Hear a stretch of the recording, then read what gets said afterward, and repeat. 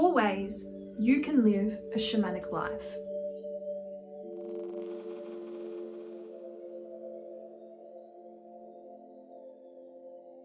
Number 1, your connection to nature. Do you just feel better when you walk outside, you breathe in fresh air, you see the green of trees, or you place your feet on the bare earth? There's a reason for that.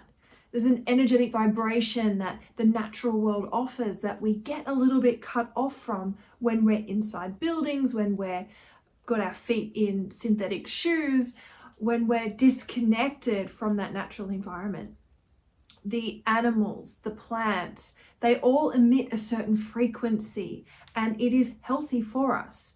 So when we can understand that we have a relationship with them, that they are a part of Mother Earth, just as we are.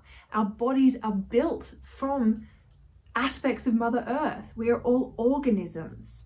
And that connection with nature, when we pay our respects, when we acknowledge, when we have reverence, and when we honor beautiful natural environment, it is going to help us to feel more connected, help us to live in a shamanic way. Number 2, our relationship with the cycles. Now, we are cyclic beings, whether you're female or male. We are cycling each day, each week, each month. We have our moon phases that represent a 28-day cycle. We have our seasons, we have our years. Females have the menstrual cycle. We have our life stages. When we can honor the cycles of each of those cycles, we're looking at the birth, the growth, the decay, and the death, honoring that there is going to be a cyclic nature to everything. One of the things we can rely on is everything changes.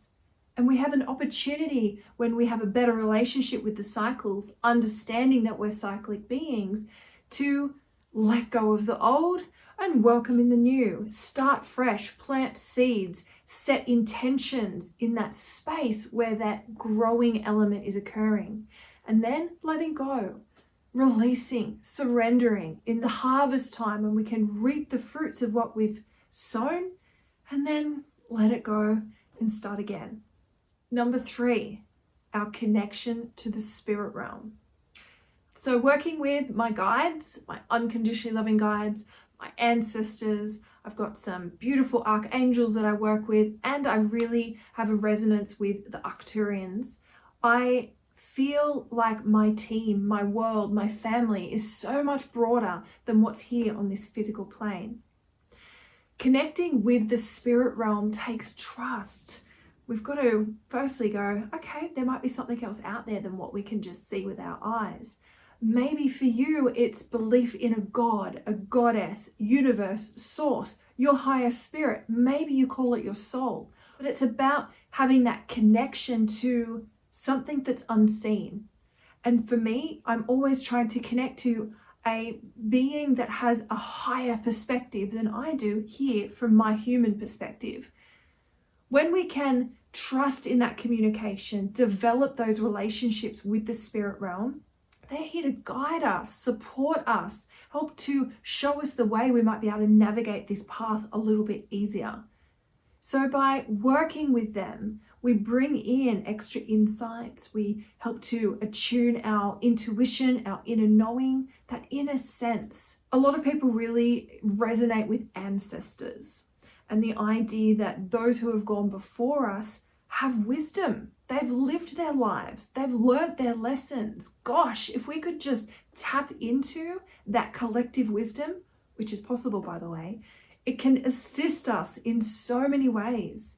We are not the first to tread upon this path. We are not the first to encounter this problem. We're not the first to experience this emotional reaction to whatever's going on in our lives. So by surrendering yourself, your maybe limited perception, and opening up to what else is out there, we can start to give permission to our unconditionally loving guides to guide us, to support us, to show us the way. And they can bring through that communication in a myriad of ways. Signs, symbols, and synchronicities. There's so many different ways that spirit will speak to you, And you've just got to be starting to look out for that, to call it in, and to trust that your intuition will start to receive those messages as long as you're paying attention. When I'm working with spirit, when I'm seeing clients for shamanic healing sessions, when I'm channeling different information through, I'm tapping into what I call the shamanic realm. Now, I also think that the quantum realm and the shamanic realm go hand in hand. They are the world of energy. They are a place beyond time and space.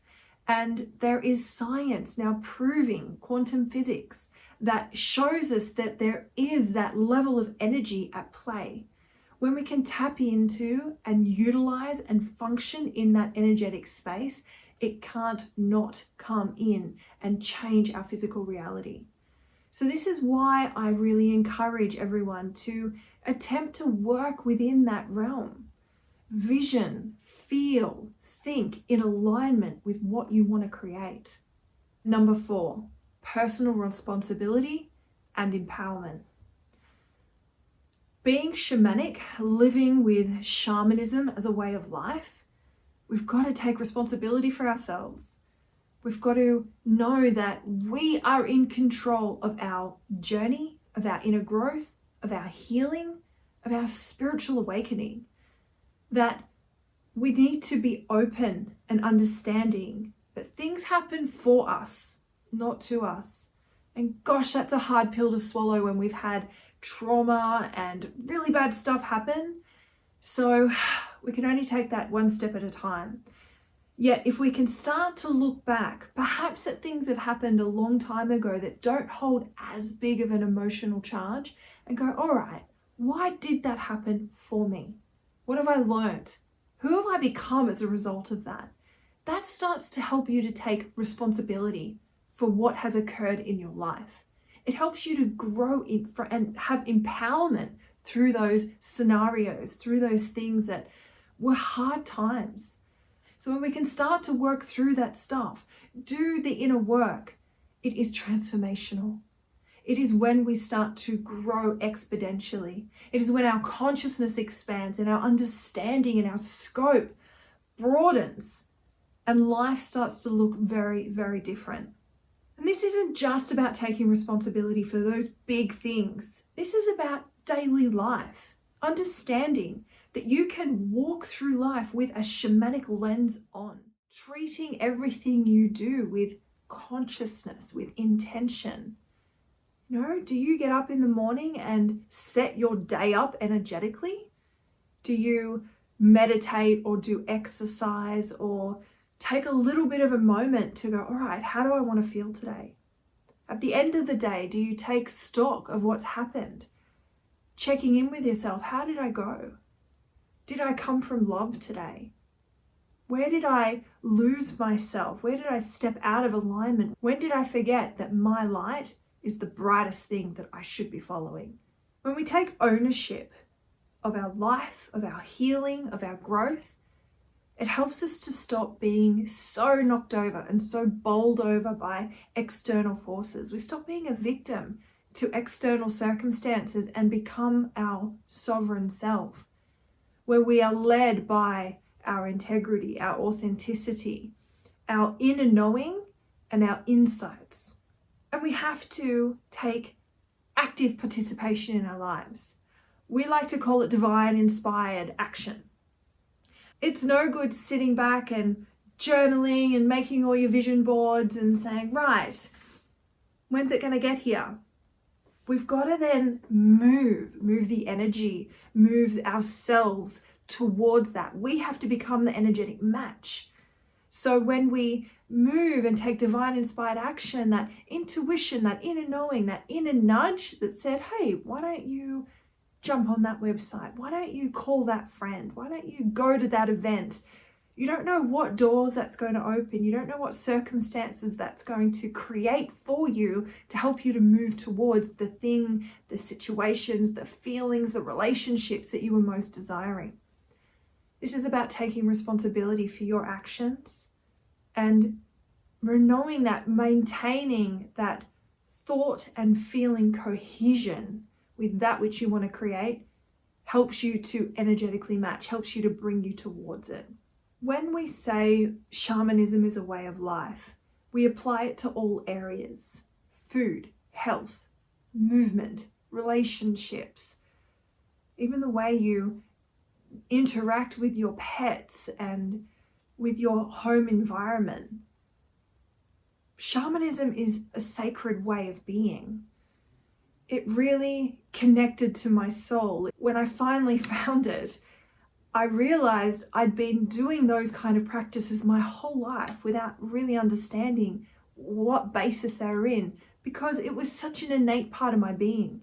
It's an innate part of all of us. If we truly put our ear close to our soul and listen hard, we'll hear how much reverence we should be giving our eating, our breathing, our movement. When we start to live from a shamanic perspective, from that way of understanding the interconnectedness, connecting to our spirit, connecting to nature, taking responsibility, it makes life feel rich and fulfilling and joyous. So I invite you to start to bring in a shamanic approach to everything you do. How can you behave with a little bit more integrity, authenticity? What guidance are you receiving that you could take divine inspired action upon? I'd love for you to share with me down in the comments anything that's happened for you, signs, symbols, and synchronicities. Because when we start to pay attention to them, when we start to realize how often they're happening, it's the evidence that we need to keep going, that motivation and that inspiration to say, yes, this is the way to live.